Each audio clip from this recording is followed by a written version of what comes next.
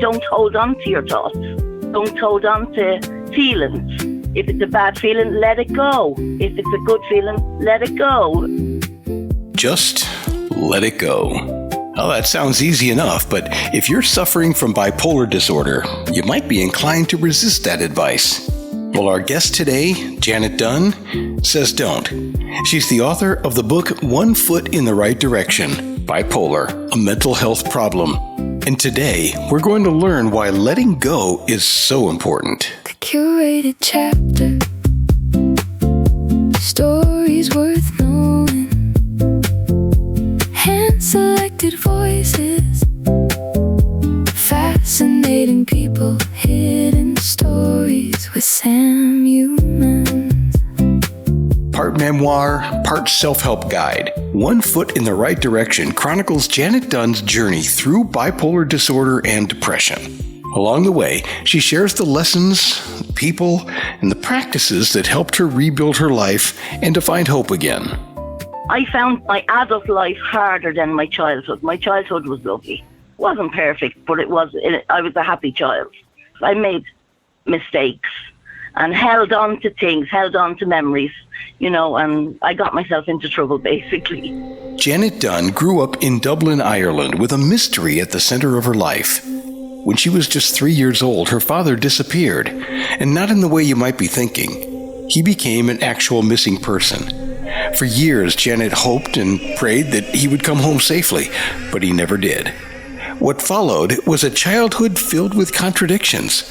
There were difficult moments, struggles in school, anxiety and grief, but there were also adventures with friends, afternoons spent with her grandmother, family stories, music, art, and plenty of laughs. As Janet entered adulthood, the challenges she had carried for years began to intensify. Eventually, she found herself in Ireland's mental health system searching for answers, and what frustrated her the most was the lack of explanation. Well, I live in Ireland, and the system in Ireland, when you have mental health, they don't explain the mental health problems to you. So you're just put on medication, and you basically... I had no private health insurance, so I was going through the normal system that's there for all the rest of the people. And I felt it was very inadequate. Janet wasn't satisfied with simply being told what medication to take. She wanted to understand what was happening to her and why it was happening. When those answers didn't come, she began looking elsewhere. Right from the get-go, when I came out of hospital, one of my first things to do was to run to a church and pray to God to help me, because I was in a very, very weird place, that I had never been before. Her search for answers would eventually take her far beyond Ireland. Along the way, she encountered therapists, spiritual healers, self-help authors, and even an Aboriginal healer whose advice would become one of the central lessons of her book. He explained to me that there was a darkness in my life, and that darkness was attacking me and not letting me have my life the way I want my life to be. So she asked if she could pay him for a healing session, and his answer surprised her. And he said, if I was to take money off you, I would lose the gift that I have. So in my head, I just said, quick, ask him again, but don't mention the money. And in the next breath, then I said to him, can you do a healing for me? And I said, I held back about money, yeah? I said nothing about money. And the healing started instantaneously, and I just started crying buckets and buckets of tears. That was a powerful experience because she felt like now she wasn't speaking to somebody who was just interested in making money. She was talking to someone who genuinely believed that he could help her. What he actually told me to do was, when that darkness comes, to pause. Don't say anything, don't think anything, and don't do anything. And that will allow that darkness to pass by. But if I think any thoughts or say anything or move a muscle in my body, that the darkness will be able to attach. I know this sounds weird, but I did what he said, and it really, really works. And then she shared that experience with a friend who was also in need of help. I also had a friend who was suicidal, and I explained that technique to him, And then the next time I asked him, how are you now? He said, it's gone, it's over. I explained about the Aborigine to him.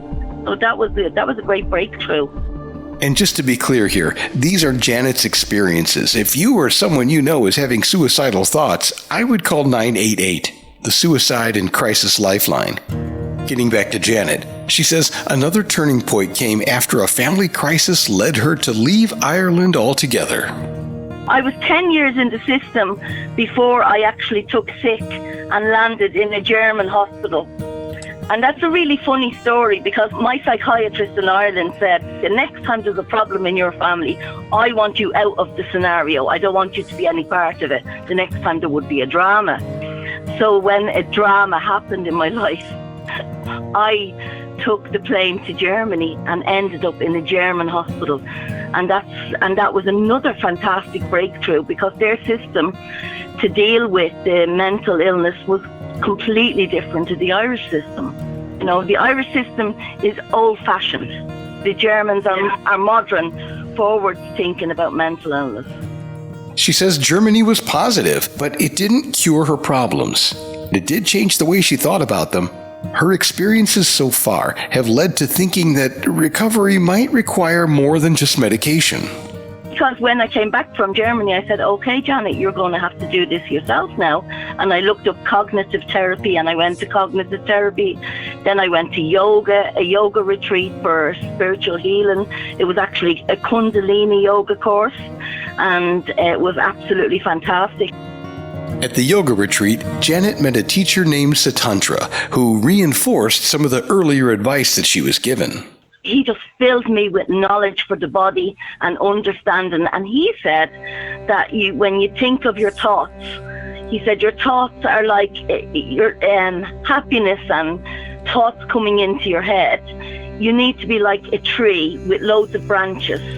And you let the thought come in, like a breeze going through leaves. And then you just let it pass by. And that was similar to the Aborigine man. Don't hold on to your thoughts. Don't hold on to feelings. You know, if it's a bad feeling, let it go. If it's a good feeling, let it go. Different methodology, but ultimately the same message. Don't fight every thought. Don't cling to every feeling. Acknowledge your feelings, but don't hold on to them. Just let it go. I'm just hoping it helps people. Throughout her journey, Janet searched for answers in many different places, in hospitals, in therapy, in spirituality, and in self-help books, in conversations with people who offered unexpected wisdom. But one of the most important discoveries she made was that no one could do the work for her. I hope that they will realize that through some of the things that I learned along the way came from within me solving the problem. One foot in the right direction. It's Janet Dunne's attempt to share that journey with others who may be facing similar struggles, not as a doctor or a therapist, but someone who has walked that road herself and hopes her experiences might help someone else find their own way forward. If Janet's story resonates with you or somebody that you might know, the book is called One Foot in the Right Direction, Bipolar, A Mental Health Problem by Janet Dunne. And it's spelled D-U-N-N-E. And it's also available now. And it's only 80 pages, 89 pages or something like that. It's not a long read, but I hope it's an interesting take for people. Thank you, Janet, for sharing your story. And thank you for listening. The curated chapter.